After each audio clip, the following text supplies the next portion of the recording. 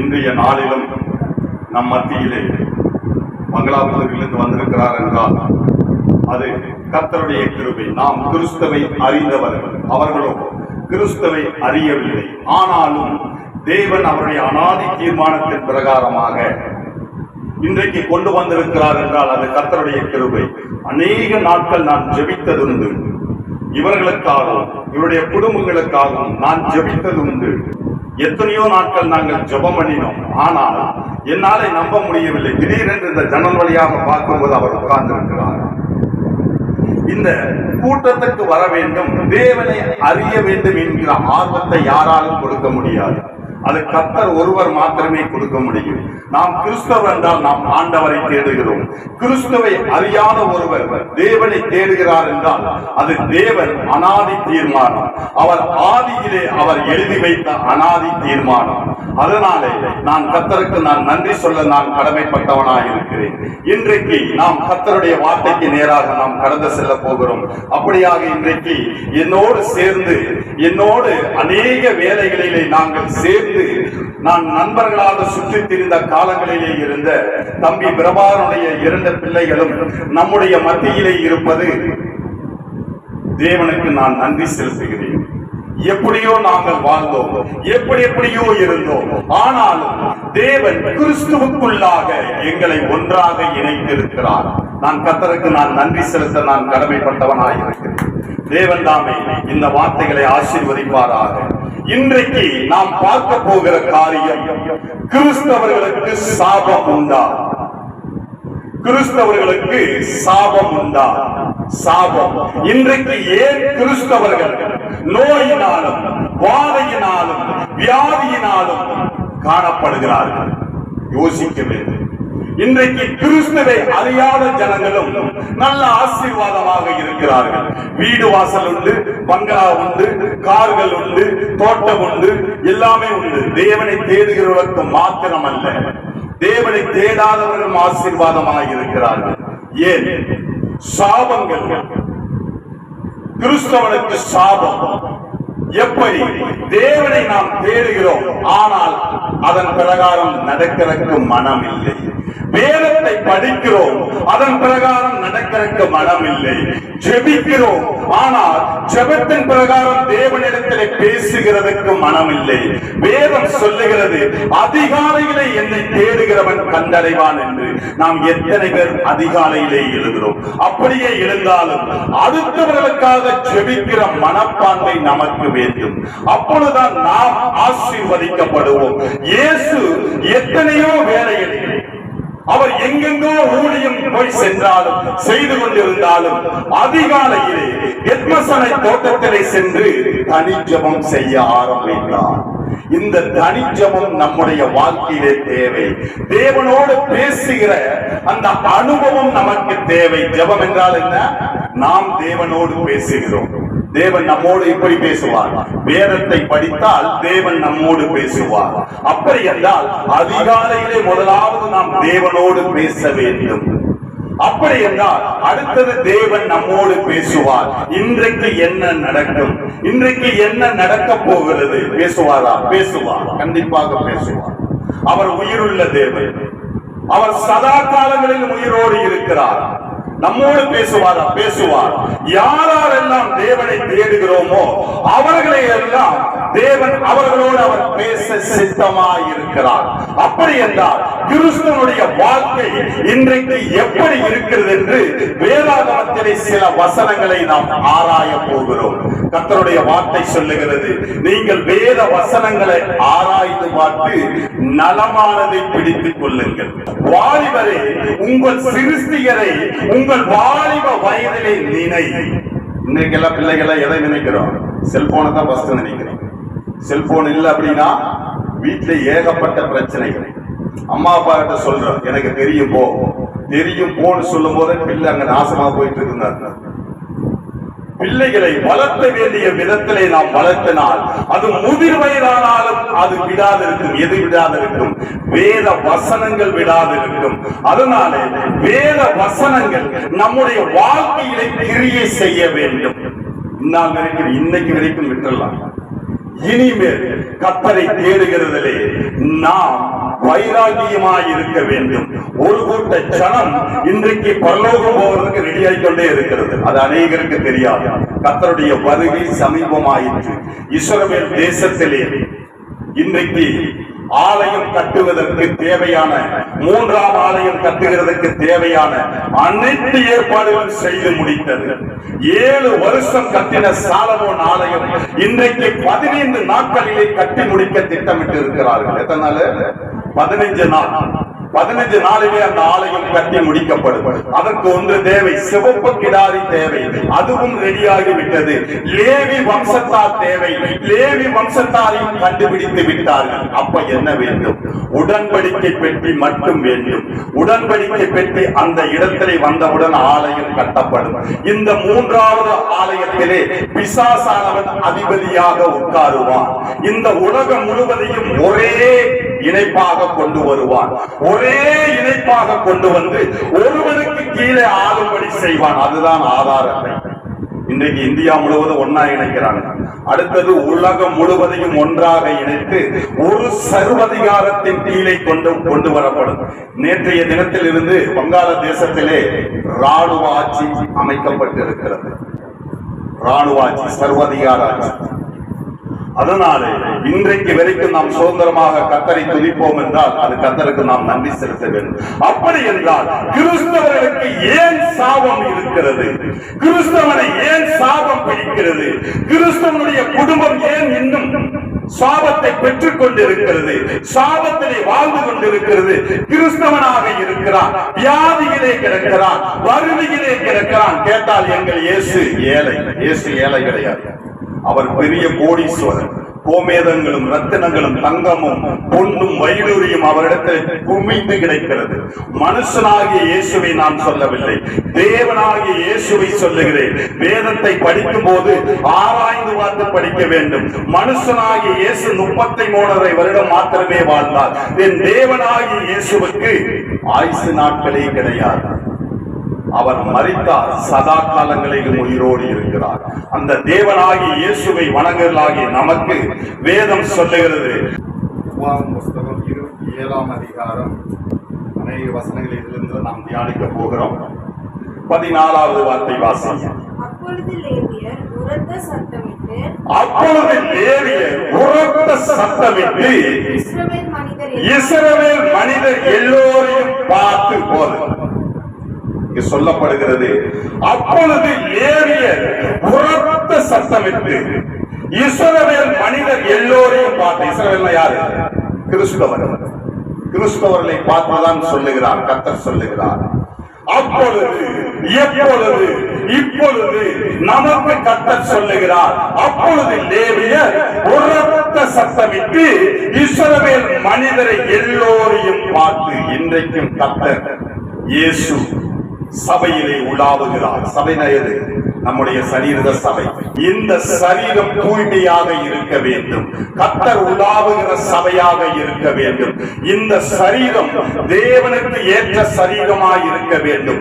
அவர்களை பார்த்துதான் வேதம் சொல்லுகிறது. அப்பொழுது லேவியர் உரத்த சத்தமிட்டு இஸ்ரவேல் மனிதர்கள் எல்லோரையும் பார்த்து. இன்னைக்கு இருக்கிற கிறிஸ்தவர்களை எல்லோரையும் இயேசு பார்க்கிறார். வாசிங்க, உபாகம் 27:15 வாசிங்க.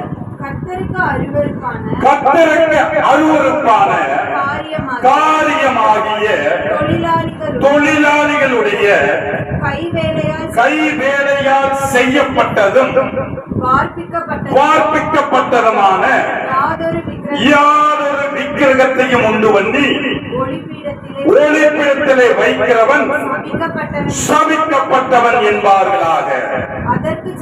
அதற்கு ஜனங்கள் எல்லோரும் பிரதியுத்தரமாக ஆமென் என்று சொல்ல கடவர்கள் என்று வேதவசனம் சொல்லுகிறது. கர்த்தருக்கு அருவருப்பான காரியம், கை வேலையினாலே செய்யப்பட்ட எந்த ஒரு விக்கிரகத்தையும் நாம் வணங்க கூடாது. இன்றைக்கு வேளாங்கண்ணி போகிறோம், விக்கிரகத்தை வாங்கிட்டு வர்றோம், வீட்டுல வைக்கிறோம். இயேசுனுடைய உருவத்தை வைக்கிறோம். இது விக்கிரகம். அடுத்தது எது விக்கிரகம்? நாம் அணிகலன்கள் அணிகிறோம், தவறல்ல. அதை நாம் பார்த்து கொண்டே இருந்தால் அதுதான் விக்கிரகம். நாம் நல்ல Dress போடுகிறோம், இந்த Dress போடுகிறதே தவறல்ல. இந்த Dressல பெருமை பாராட்டுவோமானால் அதுதான் விக்கிரகம். அப்படி விக்கிரகம் நம் இடத்திலே இருக்கக்கூடாது. கர்த்தருக்கு அருவருப்பான காரியமாகிய தொழிலாளிகளுடைய கை வேலையால் செய்யப்பட்டதும் வார்ப்பிக்கப்பட்டதுமான யாரொரு விக்கிரகத்தையும் உண்டு பண்ணி ஒளிப்பிடத்திலே, யார் இந்த ஒளிப்பிடத்திலே வச்ச? ராகேல் வச்சா. ராகேல மறைச்சு வச்சா. கானானுக்குள் போனாலா? போகல. பாதி வழியிலே செத்து விட்டார். அப்ப வந்து கேட்கிறான், ஏமா என்னுடைய விக்கிரகத்தை காணப்பா, ஸ்திரீகளுக்குள்ளே வழிபாடு இருக்கிறீங்கப்பா, என்னால எந்திரிக்க முடியாது. போய் அந்த இடத்துல போய் மறைத்து விட்டால். அதனால் தான் கர்த்தர் சொல்லுகிறார், விக்கிரகத்தை உண்டு பண்ணி ஒளிப்பிடத்திலே வைக்கிறவன் சபிக்கப்பட்டவன். இன்றைக்கு நாம் பெருமையாக சர்ச்சுக்கு போனோம்னா நம்ம தான் சபிக்கப்பட்டவங்க. நான் சொல்லுங்க, பைபிள் சொல்லுது.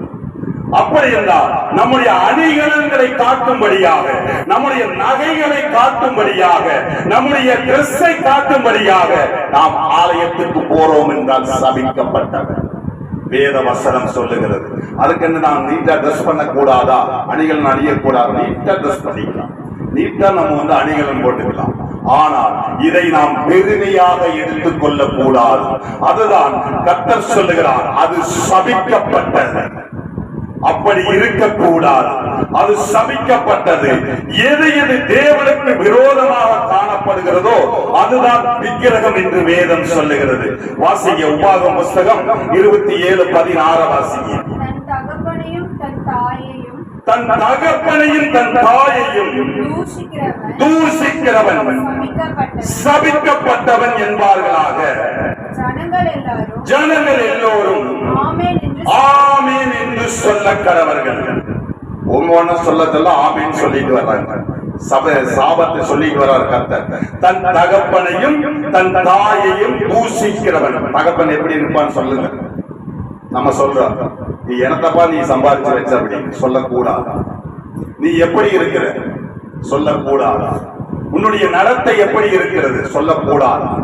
அம்மா அப்பாவை எப்படி சொல்லியிருக்கிறார்? தன் தாயை தன் தகப்பனையும் தன் தாயின் தூஷிக்கிறவர். அவங்க எப்படி இருப்பாங்கன்னு சொல்லுது. அவங்க எப்படி இருப்பாங்கன்னு சொல்லு. எப்படி வேணுமானாலும் இருப்பார்கள். அதை எதுவும் வேதம் சொல்லவில்லை. தன் தாயையும் தன் தகப்பனையும் தூஷிக்கிறவன் சபிக்கப்பட்டவன். இன்றைக்கு ஏன் கிறிஸ்தவன் சாபத்தில் இருக்கிறான்னு இதுதான் காரணம். தன்னுடைய தகப்பனையும் தாயையும் தூஷிக்கிறதுல ரொம்ப எப்படி இருக்கிறாங்க? ஒரு ஆக்ரோஷமாக இருக்கிறார்கள். என்னை ஏன் பெற்ற? என்னை எதுக்கு வளர்த்தன? எதுக்கு என்னை இப்படி பண்ணிட்டு இருக்கிற? எனக்கு என்ன சம்பாதிச்சு வச்ச? அநேகர் கேட்கிற கேள்வி. ஆனால் வேதம் சொல்லுகிறது, சொத்துக்களை சேர்த்து வைத்தா பிள்ளை ஊதாரியாக போய்விடும். அதனால் தான் வேத வசனங்களை பிள்ளைகளுக்கு நாம் திணிக்க வேண்டும். வேத வசனங்களை நாம் சேர்த்து வைக்க வேண்டும். வேத வசனங்களை நாம் சொல்லும் போது அது அவனை முதிர் வயதிலும் நடத்தும். இன்றைக்கு கிறிஸ்தவனாக இருக்கிறான், 18 வயசாக குடிக்க ஆரம்பிக்கிறான். சர்ச்சுக்கு போறவங்க குடிக்கிறான். ஞாயிற்றுக்கிழமை சர்ச்சுக்கு போறான். சர்ச்சு முடிஞ்சோன்னா எங்க வீட்டுல இன்னைக்கு பிரியாணி, நண்பர்களை கூட்டிக் கொண்டு போய் குடிக்கிறான். அடுத்தது, பிள்ளைகள் ஊர் ஊராக சுற்றுகிறார்கள், கிறிஸ்துவை தூஷிக்கிறார்கள். அதைத்தான் வேத வசனம் சொல்லுகிறது. தன் தகப்பனையும் தன் தாயையும் தூஷிக்கிறவன் சபிக்கப்பட்டவன் என்பார்களாக. அதற்கு ஜனங்கள் எல்லோரும் ஆமீன் என்று சொல்ல கடவர்கள். அப்படி என்றால் கிறிஸ்துவனாகிய நாம் நம்முடைய தகப்பனையும் தாயையும் கனப்படுத்த வேண்டும்.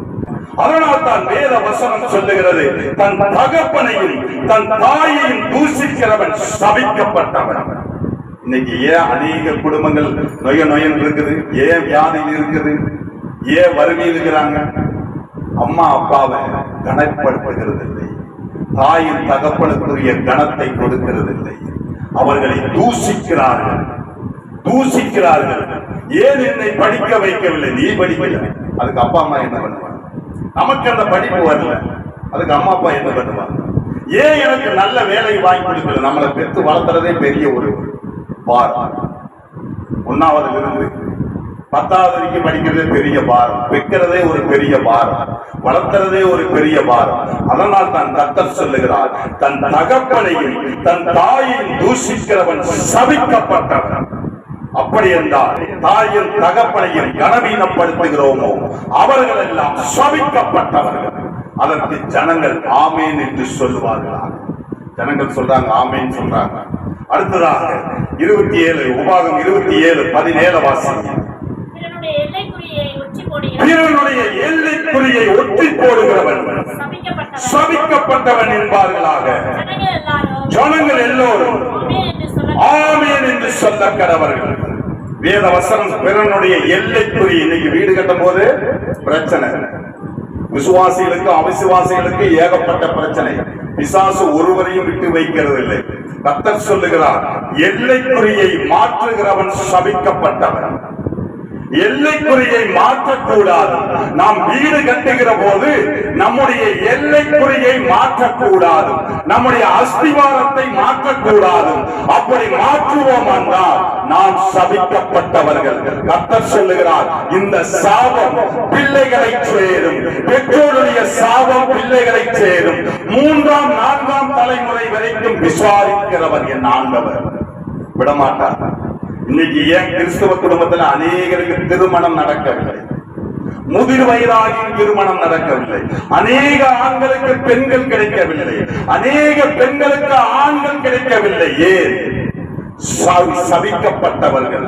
வேத வசனம் சொல்லுகிறது, பிறனுடைய எல்லைக்குறியை ஒற்றி போடுகிறவன் சபிக்கப்பட்டவன் என்பார்களாக.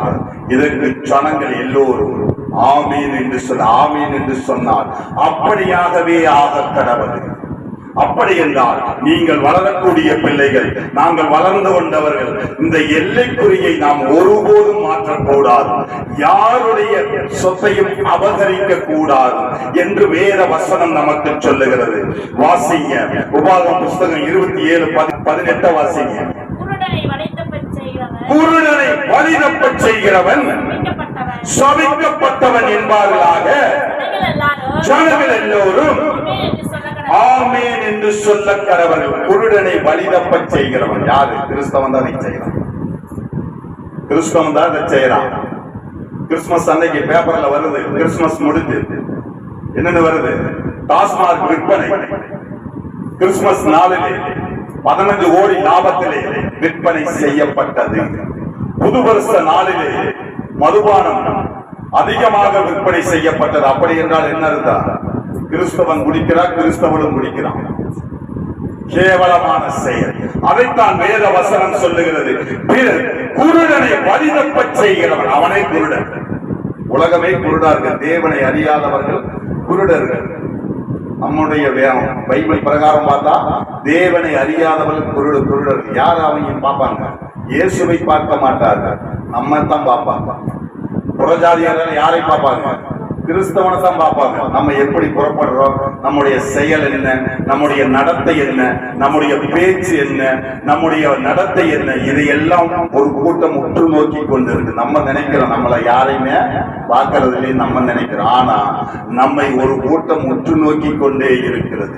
நாம் எப்படி நடக்கிறோம். ஆனால் வேத வசனம் சொல்லுகிறது, நாம் எப்படி இருக்க வேண்டுமானால் கிறிஸ்துவை தரித்தவர்களாக இருக்க வேண்டும், கிறிஸ்துவுக்கு மாதிரியாக இருக்க வேண்டும். பைபிளை படிச்சா மட்டும் பார்த்தா, பைபிளை எல்லாரும் படிக்கலாம், யார் வேணா படிக்கலாம். படிக்கிற மாதிரி நடந்து காட்ட வேண்டும். அதுதான் கிறிஸ்துவ வாழ்க்கை. எதற்காக நாம சர்ச்சுக்கு வர்றோம், எதுக்காக நம்ம காணிக்க போடுறோம், எதுக்காக ஜெபிக்கிறோம், எதுக்காக வேத வசனத்தை படிக்கிறோம்? பரலோகம் போக வேண்டும். அதுதான் நம்ம நோக்கம். இந்த பூமியிலே வாழ்ந்து சுகித்திருக்கிறது அல்ல. ஏனென்றால் வேத வசனம் சொல்லுகிறது, மேலானவைகளை நாடும் போது கீழான ஆசீர்வாதம் தானாக வரும். முதலாவது இந்த வேத வசனத்தின் பிரகாரம், தயவு செய்து சொல்லிடுறேன், பெற்றோர்களை பார்த்து நீ ஏன் பேத்தையை மட்டும் கேட்கிறாங்க.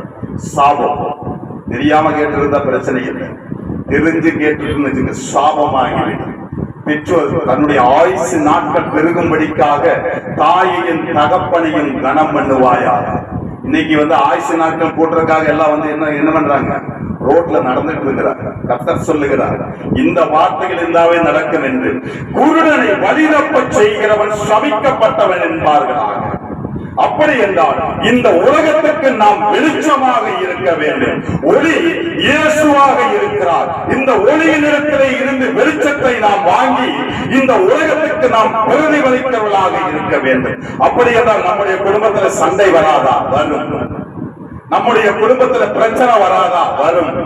பெற்றோருக்கு பிள்ளைக்கும் பிரச்சனை வராதா? வரும். நமக்கும் பக்கத்து வீட்டுக்கும் பிரச்சனை வராதா? வரும். இதை மேற்கொள்ள வேண்டும். கர்த்தர் சொல்லுகிறார், அனுதினமும் சிலுவை சுமக்க வேண்டும். அனுதினமும் சிலுவை சுமக்க வேண்டும். அனுதினமும் பாடுகள் உண்டு, அனுதினமும் பிரச்சனைகள் உண்டு. அப்படி என்றால் யாவரிடத்திலும் சமாதானமாக இருக்க கற்றுக்கொள்ள வேண்டும். யாவரையும் மன்னிக்கிற மனப்பான்மை நமக்கு இருக்க வேண்டும். அப்பொழுதுதான் நாம் கிறிஸ்துவை தரித்திருக்கிறோம். யாரை மன்னிக்கலையோ ஒரு பரலோகம் நம்மை மன்னிக்காது. உங்களுடைய மனச்சாட்சிக்கு தெரியும், நம்ம நண்பர்களை யாராவது மன்னிக்காத இருக்கிறோமா, பக்கத்து வீட்டுக்காரர் யாராவது மன்னிக்காத இருக்கிறோமோ, இதெல்லாம் நமக்கு தெரியும். கர்த்தரிடத்திலே நாம் கேட்க வேண்டும், மன்னிப்பை பெற்றுக் கொள்ள வேண்டும். அதனால் தான் கர்த்தர் சொல்லுகிறார், அனுதினமும் சிலுவை சுமக்க வேண்டும். இன்னைக்கு எப்படி பண்ணிடுறாங்க? இயேசு சிலுவை சுமக்கிற மாதிரி ஒரு சிலையை வீட்டில் கொண்டாந்து வச்சிடறாங்க. முடிஞ்சது, அதை கும்பிடுறது. ஆவியான தேவனுக்கு ரூபம் ஒன்றும் இல்லை. நம்முடைய ஆண்டவருக்கு ரூபம் கிடையாது, சொரூபம் கிடையாது. அவர் ஆவியாக இருக்கிறார். வானம் சிங்காசனம், பூமி அவருக்கு பாதபடி. யாருக்கு? இயேசு. இதா பூமி கையில தான் வச்சிருக்கிறார். நம்முடைய ஆண்டவர் அவ்வளவு பெரிய ஆண்டவர். யாராலையும் நம்முடைய ஆண்டவரை வெல்ல முடியாது. அப்படி என்றால் நாம் இந்த உலகத்துக்கு வெளிச்சமாக இருக்க வேண்டும். ஒளியினிடத்திலே இருந்து வெளிச்சத்தை வாங்கி அநேகருக்கு நாம் பிரகாசிக்கிறவர்களாக இருக்க வேண்டும். நம்முடைய நடத்தை மாதிரியாக இருக்க வேண்டும். மாதிரியாக, உலகத்தினுடைய மாதிரியாக இருக்கக்கூடாது, வேதத்தினுடைய மாதிரியாக இருக்க வேண்டும். அப்படி என்றால் தான் தேவன் கட்டுகிற குடும்பமாக அமையும். தேவன் இந்த பூமிக்குரிய எல்லா ஆசீர்வாதங்களையும் தர அவர் சுத்தமாக இருக்கிறார். வாசிங்க, உபாகமம் புஸ்தகம் 27 20 to 23 வரைக்கும் வாசிங்க. தன் தகப்பன் மனைவியோடு சயனிக்கிறவன் தன் தகப்பனுடைய தன் மானத்தை திறந்தபடியினாலே சபிக்கப்பட்டவன் என்பார்களாக. ஜனங்கள் எல்லோரும் ஆமென் என்று சொல்ல கடவர்கள். யாதொரு மிருகத்தோடும் புணர்ச்சி செய்கிறவன் சபிக்கப்பட்டவன் என்பார்களாக. ஜனங்கள் எல்லோரும் ஆமென் என்று சொல்ல கடவர்கள். தன் தகப்பனுக்காவது தாய்க்காவது குமாரத்தியாகிய தன் சகோதரியோடு சயனிக்கிறவன் சபிக்கப்பட்டவன் என்பார்களாக. ஜனங்கள் எல்லோரும் ஆமென் என்று சொல்ல கடவன். தவறான நடத்தை, தவறான நடத்தை இன்றைக்கு கிறிஸ்தவர்களுக்குள்ளே காணப்படுகிறது. துணிகரமான பாவம், தவறான நடத்தை, அடுத்தவனோடு தொடர்பு, அடுத்தவளோடு தொடர்பு. இன்றைக்கு சபையிலே அது ஒரு பெரிய பிரச்சனையாக போய்கொண்டிருக்கிறது. கர்த்தர் சொல்லுகிறார், இவை எல்லாவற்றையும் சொல்லுகிறார். நாம் தவறான நடத்தையாக இருக்கக்கூடாது, தவறாக நாம் இருக்கக்கூடாது. துணிகரமான பாவம், வேதம் சொல்லுகிறது, தன் பாவத்தை அறிக்கையிட்டு விட்டு விடுகிறவன் இரக்கம் பெறுவான். ஆமென், அல்லேலூயா, அல்லேலூயா. தன் பாவத்தை மறைக்கிறவன் வாழ்வடைய மாட்டான். தன் பாவத்தை மறைக்கிறவன் வாழ்வடையும். இன்றைக்கு கிறிஸ்தவர்களுக்குள்ளே தவறான செயல்கள் அநேகம் காணப்படுகிறது.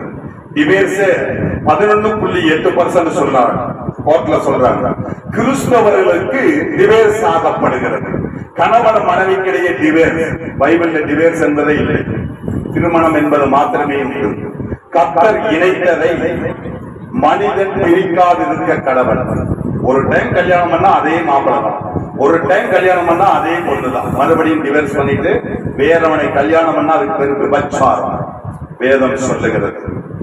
அதனாலே கர்த்தருக்கு பயந்து அவர் வழிகளில் நடக்கிற எவனோ அவன் பாக்கியவான். இந்த வயதிலே நாம் தேவனை பிடித்துக் கொள்ள வேண்டும், பரலோகம் போக வேண்டும், தேவனை பிடித்துக் கொள்ள வேண்டும், நல்ல வாழ்க்கை வேண்டும், தேவனை பிடித்துக் கொள்ள வேண்டும், நல்ல படிப்பு வேண்டும், தேவனை பிடித்துக் கொள்ள வேண்டும், நல்ல வேலை வேண்டும், தேவனை பிடித்துக் கொள்ளுகிற அனுபவம் நமக்குள்ளே வர வேண்டும். அப்பொழுது தேவன் செய்வார். இந்த காலத்திலும் செய்வார். இந்த காலத்தில் நான் அநேக காரியங்களை செய்து கொண்டிருக்கிறேன். ஒரு ரூபாய் கூட யாருக்கும் லஞ்சம் கொடுக்க மாட்டேன். வேதம் சொல்லுகிறது லஞ்சம் கொடுக்காதுங்க. நான் லஞ்சம் கொடுக்க மாட்டேன். எவ்வளவு பெரிய காரியங்களும் செய்து கொண்டிருக்கிறேன். அநேகர் சொல்லுவாங்க இந்த காரியத்துக்கு 10,000 ரூபாய் கேட்பார்கள் என்று. நான் ஜெபித்துக் கொண்டு போவேன். கர்த்தர் அந்த காரியத்தை ஜெயமாக முடிப்பார். அப்படி என்றால் நாம் இந்த தவறான உறவுக்குள்ளாக, தவறான பாவத்துக்குள்ளாக போவோம் என்றால் சபிக்கப்பட்டவர்கள். ஜனங்கள் எல்லோரும் ஆமேன் என்று சொல்லுவார்களாக.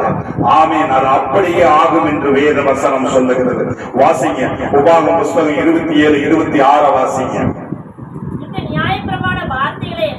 இந்த நியாயப்பிரமாண வார்த்தைகள் எல்லாம் கைக்கொண்டு நடவாதவன் சபிக்கப்பட்டவன் என்பார்களாக. கைக்கொண்டு நடவாதவன் சபிக்கப்பட்டவன் என்பார்களாக. ஜனங்கள் எல்லோரும் ஆமேன். இந்த நியாயப்பிரமாணம், எந்த நியாயப்பிரமாணம்? மோசேயின் நியாயப்பிரமாணம்.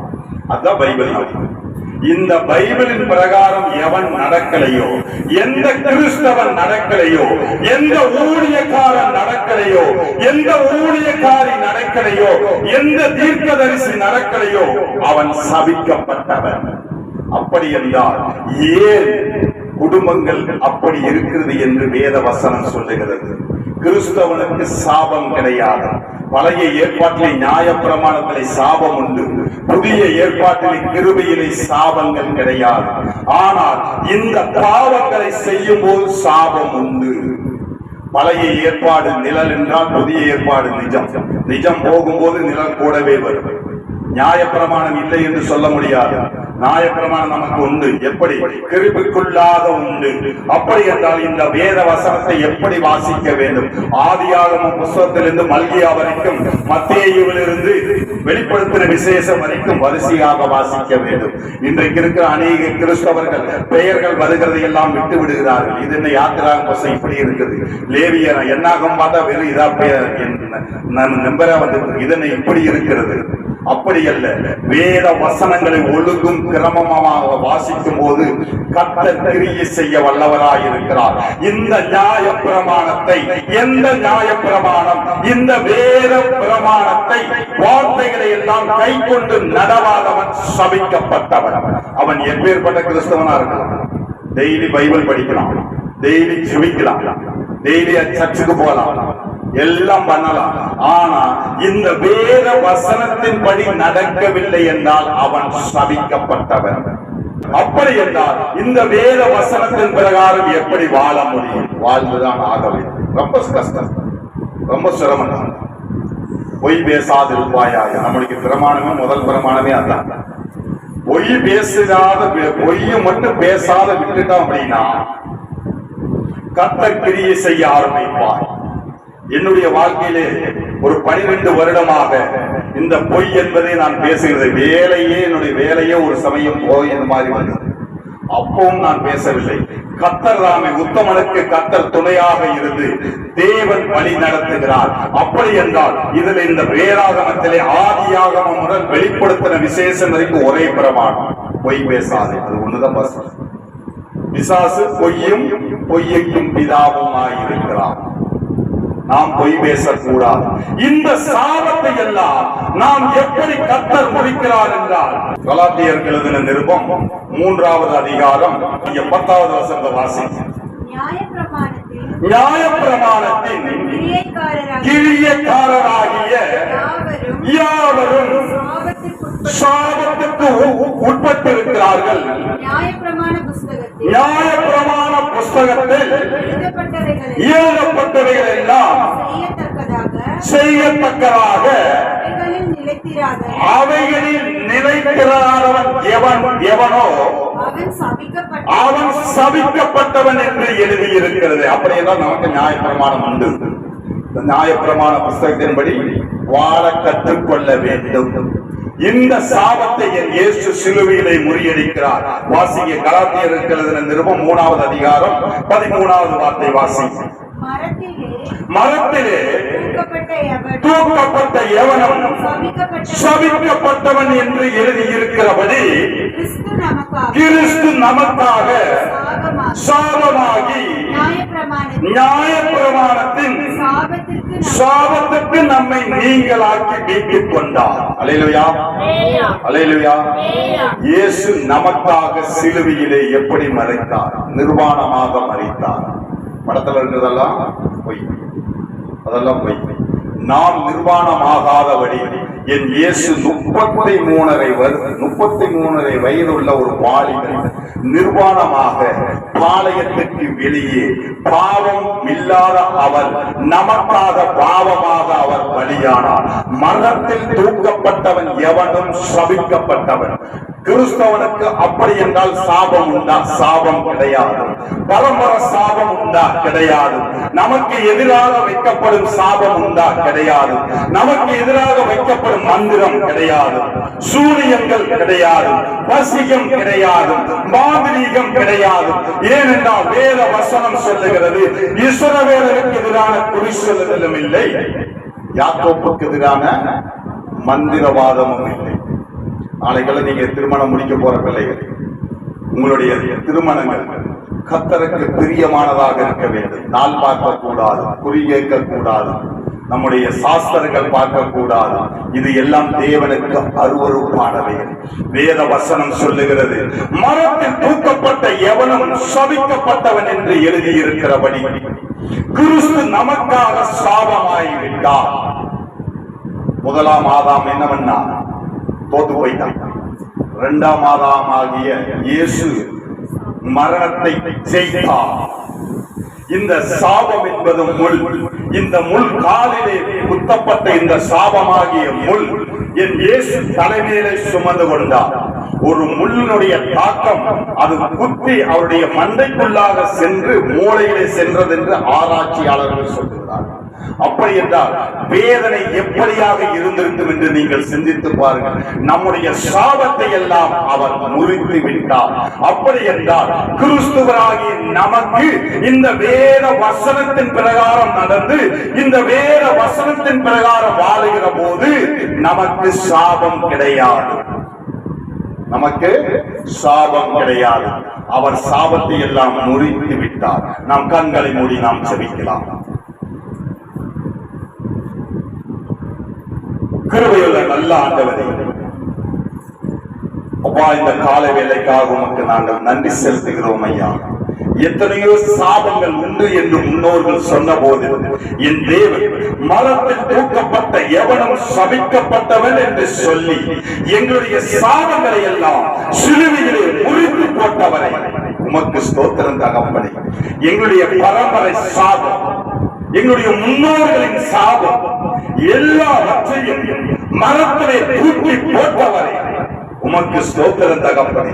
எங்களுடைய சாபங்களை முறிக்க பண்ணும்படிக்காக முள்முடி தாங்கினவரை உமக்கு ஸ்தோத்திரம் தகப்பனே. இத்தனை நாட்களாக நாங்கள் எப்படி இருந்தோம் என்று தெரியாது தகப்பனே. இப்பொழுது எங்களுடைய ஆவி, ஆத்மா, சரீரம் முழுவதுமாக ஒப்புக் கொடுக்கிறோம் ஐயா. இந்த சரீரம் தேவனுடைய ஆலயமாய் இருக்கிறபடியினால் இயேசுவின் இந்த ஆலயத்துக்குள்ளாக நீர் உலாவுவீராக. அப்பா, நீங்க உலாவுங்கப்பா. எங்களுக்குள்ளே இருக்கிற சாபங்களை எல்லாம் நீக்கி போட்டவரை கிறிஸ்துவுக்குள் நாங்கள் புதுமையாக இருந்து அநேகருக்கு நாங்கள் ஒளியின் இடத்திலே இருந்து வாங்கி வெளிச்சத்தை காட்டுகிறவர்களாக எங்களை மலைமேல் இருக்கிற பட்டணமாக எங்களை அபிஷேகம் பண்ணுவீராக. விசேஷமாக உம்முடைய கிருபை எங்களை சூழ்ந்து கொள்ளட்டும் தகப்பனே. அப்பா, இங்கு வந்திருக்கிற ஒவ்வொரு பிள்ளைகளையும் உம்முடைய கரத்திலே ஒப்புக் கொடுக்கிறோம் ஐயா. உம்முடைய வேதம் சொல்லுகிறது, உம்முடைய வேதம் சொல்லுகிறது, நான் சிறகுகளினால் உங்களை எத்தனை தரம் நான் மூடினேன் என்று. அப்படியாக கோழி தன் குஞ்சுகளை சிறகுகளினாலே மூடுகிறதை போல தேவன் தாமே எங்களையும் மூடி நீ பாதுகாத்துக் கொண்டதற்காக நன்றி தகப்பனே. அப்பா ஸ்தோத்திரம் தகப்பனே. வந்திருக்கிற ஒவ்வொரு பிள்ளைகளையும் நீர் தொட்டு நீர் ஆசீர்வதிப்பீராக. ஒவ்வொரு பெரியவரையும் நீர் தொட்டு நீர் ஆசீர்வதிப்பீராக. உம்முடைய வேத வசனம் சொல்லுகிறது, என்னை விசுவாசிக்கிறவன் என்னாலேயே பிழைப்பான் என்று சொல்லி பிழைப்பை கொடுக்கிற என் ஆண்டவர் தாமே உம்முடைய தழும்புகளினாலே ஆன கரத்தினாலே நீ தொட்டு அவர்களை ஆசீர்வதித்து, அவர் பெற்றோர்களை ஆசீர்வதித்து, அவர் பிள்ளைகளை ஆசீர்வதித்து, பேர பிள்ளைகளை ஆசீர்வதித்து, இந்த பூமியிலே பலுகி பெருகி என் தேவனுக்கென்று ஒரு கூட்டமாக அவர்கள் பரலோகம் வர என் தேவன் கிருபை செய்வீராக. அப்பா வேலை செய்கிற இடங்களிலும், அப்பா ஸ்தோத்திரம் படிக்கிற இடங்களிலும் தேவனுடைய அனுக்கிரகம் காணப்படட்டும் ஐயா. உம்முடைய கிருபை சூழ்ந்து வழி நடத்தட்டும். நசரேயனாகிய இயேசுவின் நாமத்தில் வேண்டுகிறோம் நல்ல பிதாவே. ஆமென்.